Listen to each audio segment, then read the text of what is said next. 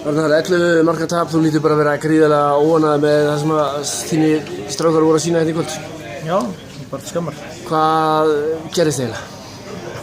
Þið erum alltaf að spila við úrvalsdeildarlið en einhvern veginn eftir mjög fljótlega leiknum skilja leiðir og þið einhvern veginn áttu aldrei breyk. Nei, fannst við halda vel í það í fyrri hálfleik. Fórum með 6 dauðafæri þar. Það var nú fyrst og fremst frammistaðan í fyrri hálfleik með dauðafærin. Við fengum ekki hraðaflsmörk sem við hefum þurft að fá. Við erum bara svo óagaðir.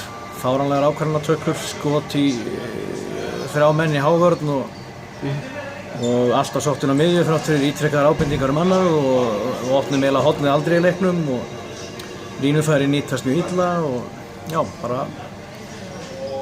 bara mjög sorglega frammistaða finnst mér fyrir framan frábæra stuðningsmenn.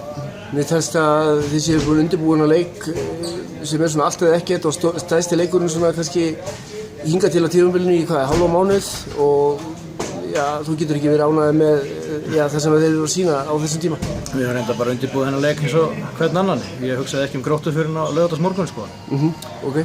En ég veit svo sem ekki hvernig aðrir hafa það sko. Ég stjórna því svo sem ekki en nei, ég held að ef það þá hefur nú frammistaðan átt að vera betri.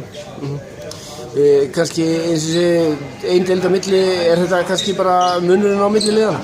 Nei, það er munurinn, hann er ekki 11 sko. Þú hélst strákurinn svolítið inn í klefa, hvað varst það að ræða við þá? Var ég lengi inn í klefa?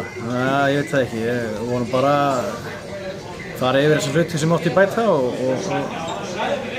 byrjunum að setja í hálfleik gaf svo ekki fyrirheit það að við ætlum að gera það. Við erum strax komin 8 mörk úr 4 eftir hvað, þeir eru 50.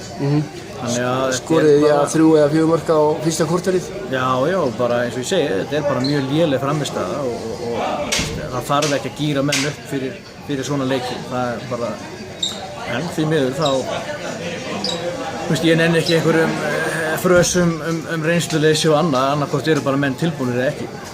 Takk fyrir þetta, Maggi. Takk.